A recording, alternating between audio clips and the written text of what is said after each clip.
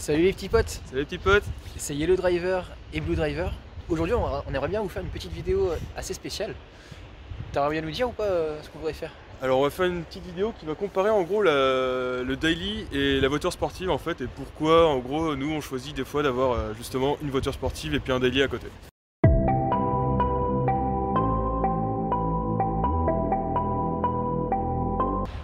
Thomas, est-ce que tu voudrais bien nous présenter avant ton daily, en gros, ta voiture? Qu'est-ce que c'est? Alors c'est une Lexus CT 200H de 2018. Donc alors c'est une voiture qui fait hybride, qui fait 140 chevaux, 136 même. Donc hybride c'est 40 chevaux en électrique et puis 96 en thermique. Donc à l'intérieur de la voiture on a un poste de pilotage qui est assez sympa, on a des petites commandes au volant qui sont assez intuitives. Donc ne serait-ce que pour voir tout ce qui est kilométrage, consommation directe, augmenter le son, passer la musique suivante. Comme option qu'on peut avoir là-dessus, on peut avoir en fait quand on franchit une ligne, justement la voiture va nous recentrer après dans la ligne. Donc ça veut dire que si je suis sur une voie express, si je dépasse la ligne, la voiture se remet toute seule sur... Voilà, exactement. Sauf si je mets mon clignotant, forcément elle va comprendre que je vais tourner, donc ça va pas être activé. On a aussi le régulateur adaptatif, ça aussi c'est super intéressant. Quand on est sur la 4 voies et qu'on a une voiture qui ralentit devant nous, en fait la Lexus va s'adapter en fait à la voiture de devant pour gérer la vitesse par elle-même. D'accord, donc on a une sorte de capteur en fait à l'avant de la voiture pour détecter la voiture, oui, c'est ça? Le capteur est à l'intérieur du logo Lexus si je me trompe pas. C'est très bien caché en fait, ça doit être à l'intérieur du truc là ici. Donc là on aurait en fait le capteur qui est juste à l'intérieur du logo Lexus. Voilà, c'est ça. C'est vraiment permet de bien calculer précis. la distance avec la... Parce qu'il semble que chez d'autres modèles on a juste un gros carré noir en dessous. Oui voilà, c'est là, ça. Là c'est bien mieux incrusté. Ça... Et ça paraît pas du tout de l'extérieur. Je vois qu'il y a un mode éco et sport. Est-ce que tu peux nous en dire un peu plus? Donc alors le mode éco c'est un mode un peu plus pour rouler un peu plus tranquillement. Alors que le mode sport va être un mode en fait où on va pas avoir besoin d'appuyer fort sur la pédale en fait pour que la voiture réagisse directement. D'accord. Est-ce qu'on a une résistance dans le volant ou pas en fonction des modes? Alors ouais, on va avoir une résistance un peu plus forte dans le mode sport qui va faire que les virages le volant va être un peu plus dur dans les virages. Donc ce qui va faire qu'on va un peu mieux sentir la voiture, alors que dans le mode éco c'est beaucoup plus souple, on va être beaucoup plus confort en fait sur la route. Donc alors après vous avoir parlé du daily un peu, on va vous présenter du coup la voiture sportive, donc la Nissan de Jimmy. Voilà. Qu'est-ce que tu peux nous dire sur ta voiture Jimmy? C'est une sportive, ça marche fort. Non, c'est une Nissan 350Z, elle est de 2003, c'est une phase 1, ce n'est pas une phase 3. On peut dire en fait on peut les différencier avec le capot. Le capot il est souvent bombé sur les phases 3, donc pour les 3 phases il y a la 280 chevaux, il y a la 300 chevaux et la 313 chevaux. Et toi du coup c'est... Moi c'est la 280 chevaux qui a été reprogrammée à 300 chevaux. La moins puissante. La moins puissante. on laisse faire mettre des modifs un petit peu sur la voiture, comme un turbo à l'avenir, j'aimerais bien. Pour parler un petit peu plus de ma voiture, à l'avant le pare-choc a été modifié. C'est un pare-choc Nismo V3, donc forcément une copie, ce n'est pas un vrai. Qu'est-ce qui a été modifié en termes esthétiques? Nous avons les jantes qui ne sont pas d'origine, on a le bas de caisse avec le liseré jaune. À l'arrière on retrouve un spoiler, donc le spoiler c'est le Nismo V3. C'est vraiment des éléments de carrosserie qui sont d'origine sur le Nismo V3. En dessous on a le diffuseur Grams, on retrouve les feux arrière à LED de la phase 3, car d'origine ils sont halogènes. Et les répétiteurs, les clignotants qui sont en séquentiel. Au niveau de l'intérieur, j'ai pas changé grand chose, mis à part le volant qui est du coup avec de l'Alcantara sur le dessus et des prises cuir sur les mains. Les rappels carbone que j'ai voulu mettre ici sur les inserts, car normalement ils étaient gris à l'origine, je ne trouvais pas ça super joli. La console a été faite entièrement en carbone. C'est un intérieur complètement d'origine. Bon, c'est pas le tout par contre Thomas, mais je pense qu'on est en train d'emmerder le monde. Ouais, on est en train de présenter nos voitures. On part tout de suite en essai routier, on vous montre un petit peu la différence entre les deux voitures. Forcément il y en a, c'est frappant. On vous montre ça maintenant. Ok, donc on va commencer par une chose, test numéro 1. Vas-y Thomas, est-ce que tu peux nous faire péter les chevaux de la Lexus? Alors je sais pas si vous entendez, Mais alors ça c'est un son divin ça. Ça c'est un son divin. Vas-y, refais péter les chevaux.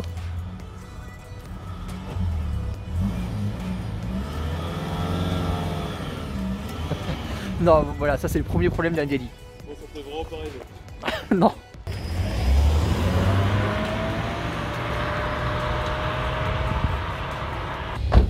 Donc alors, et là nous voilà avec une sportive, du coup on va un peu entendre la différence de son. Vas-y Jimmy.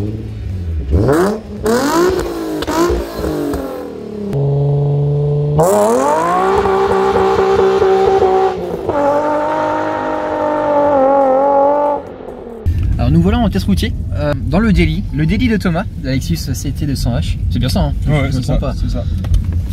Déjà, le petit truc bien frappant. Le confort. Il n'y a rien, il n'y a pas de bruit, c'est trop bien. Non mais quel... L'avantage de l'hybride. Ah franchement c'est un kiff. Sur un daily quand même, avoir du confort ça fait du bien. Un peu vous donner envie d'acheter un daily en quelque sorte. Ça a beaucoup d'avantages. Premièrement, c'est que quand vous avez un daily, que vous allez au boulot, vous n'avez pas tous les problèmes d'embrayage qui sont durs, parce que vous avez pas, par exemple, si vous avez un stage 1 ou un stage 2 ou un embrayage stage 3, tout ce que vous voulez. De toute façon, même pas besoin d'embrayage quand c'est une boîte automatique, c'est encore plus. C'est un calvaire. Surtout si vous habitez en ville, vous prenez votre sportive pour aller au boulot tous les jours, vous avez les bouchons le matin, bah, je peux vous garantir que quand vous arrivez au boulot, vous avez déjà fait votre muscu sur votre jambe gauche pour appuyer sur l'embrayage. C'est infernal. Déjà c'est un premier point non positif pour une voiture sportive et un gros point positif, du coup, pour une voiture daily. 1-0 pour le daily. 1-0. Thomas a aussi une voiture sportive. Il a été RX-8 aussi, une belle Mazda RX-8 bleue que vous pouvez voir qu'on a été chercher dans une des vidéos. Pour toi, c'est quoi le premier point que tu as eu, le gros point de différence entre les deux voitures? Le gros point de différence déjà, ne serait-ce que sans parler des chevaux forcément derrière aussi, c'est au niveau du confort, c'est ça qui a fait vraiment la différence. Déjà juste le fait d'avoir une boîte automatique pour faire des kilomètres et puis une boîte manuelle pour jouer en quelque sorte un peu plus avec la voiture, maîtriser un peu plus les rapports, c'est déjà ça le plus intéressant. Dans un aspect, imaginons la Mazda X8 reste quand même une bonne routière, on a quand même des sièges en cuir. La voiture est plutôt confortable à l'intérieur. Oui, elle reste confortable aussi. Qu'est-ce qui t'empêcherait de prendre la RX8 sur des longues distances plutôt que ta Lexus aujourd'hui? La RX8 tout simplement, déjà elle consomme beaucoup plus, elle est environ à 15 litres en consommation neutre, donc déjà juste ça fait un très gros point négatif pour les voitures sportives, même s'il reste très confortable au final pour la conduire tous les jours. Et la pleine balle.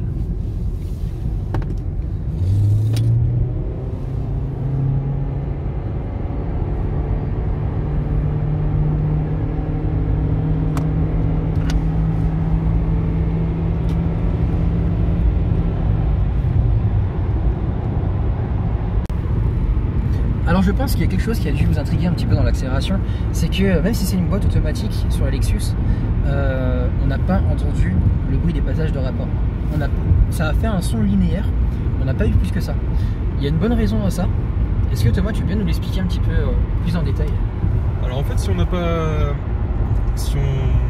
la Lexus, en fait, on n'a qu'une seule vitesse. En gros, c'est deux cônes qui vont être de cette forme-là, qui vont se rapprocher l'un et l'autre directement comme ça, qui vont faire justement. Qui vont s'élargir en fait et augmenter, comme des pignons de vélo en fait, en quelque sorte. Voilà, c'est exactement comme ça. Si on devrait résumer un petit peu l'ensemble de tout ça, c'est que dans un daily, ça consomme pas, c'est confort. Et c'est calme aussi. C'est calme, on se prend pas la tête pour aller au boulot.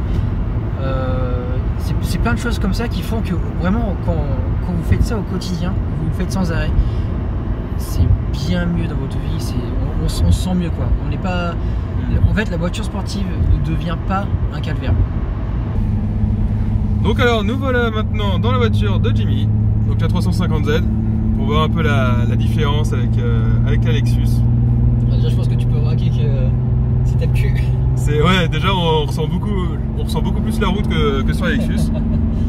Je pense qu'on a dit beaucoup de points négatifs sur les voitures sportives tout à l'heure. Donc là, on va passer au positif.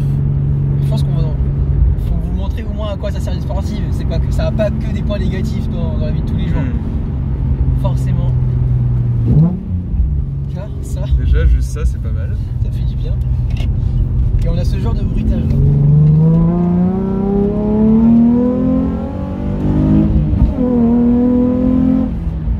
Autant vous dire que ça marche fort. Ça me laisse pas différent. Appuie sur l'accélérateur.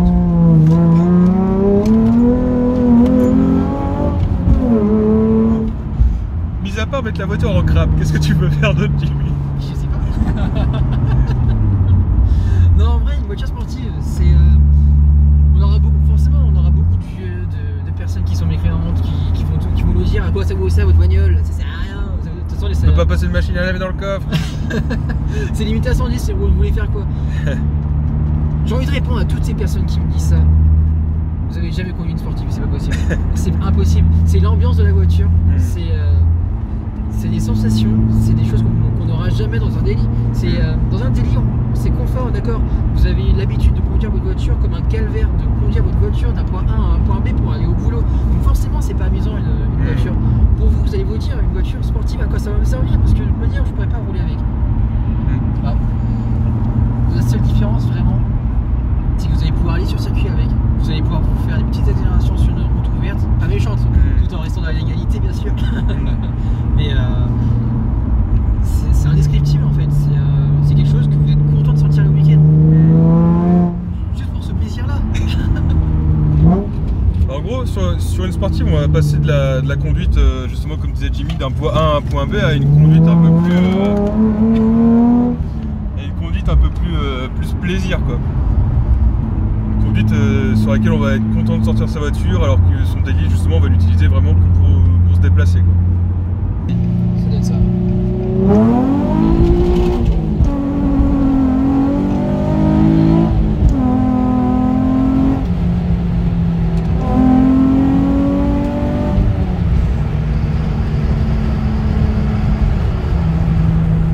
Ça patine un peu quand même.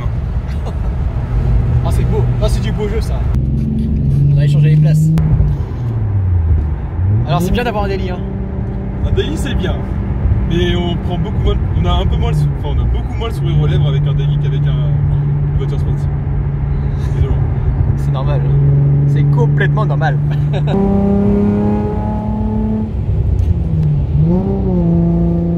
Alors là, les petits potes, je crois qu'on a donné le sourire aux lèvres à Blue Driver. Je crois que là, il est aux anges. Ah, ça change de Lexus, c'est clair. Je pense que là, on n'a pas meilleure définition. Pourquoi on a besoin d'un daily, pourquoi on a besoin d'une sportive. Clairement, si vous conduisez votre voiture sportive tous les jours, vous n'aurez pas cette sensation. Vous n'aurez pas... Ça va vous saouler en fait de prendre votre voiture le week-end. Vous serez dégoûté. Mais quand vous passez d'un daily, vous l'avez conduit toute la semaine, et que vous arrivez le week-end, et vous commencez à arriver à conduire votre voiture sportive, là vous avez tout de suite le sourire aux lèvres, vous êtes content de conduire en fait. Ça ne me laisse pas indifférent.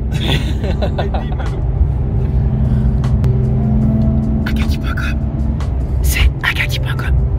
Akaki.com. Les petits potes, c'est maintenant qu'on se quitte. Du coup, on va vous faire un petit débriefing de ce qu'on a vu aujourd'hui. Clairement, un daily, c'est vraiment chouette pour la vie de tous les jours. Ça fait du bien. Avoir une voiture sportive tous les jours, c'est un vrai calvaire. C'est horrible. Du coup, on récupère la voiture le week-end. On n'a même plus envie de la conduire. C'est même plus un plaisir. T'auras un autre truc à nous le rajouter, voiture? Alors, je dirais à Jimmy parlait de toutes les modifications qu'il avait fait sur sa voiture, donc c'est bien gentil de les faire sur une voiture sportive, mais aussi, on peut aussi en faire sur les daily, et justement ce sera le sujet de notre prochaine vidéo. Et à mon avis, vous ne serez pas indifférent là-dessus. Ciao les petits potes, franchement, c'était un plaisir. Allez, ciao les gars, à la prochaine.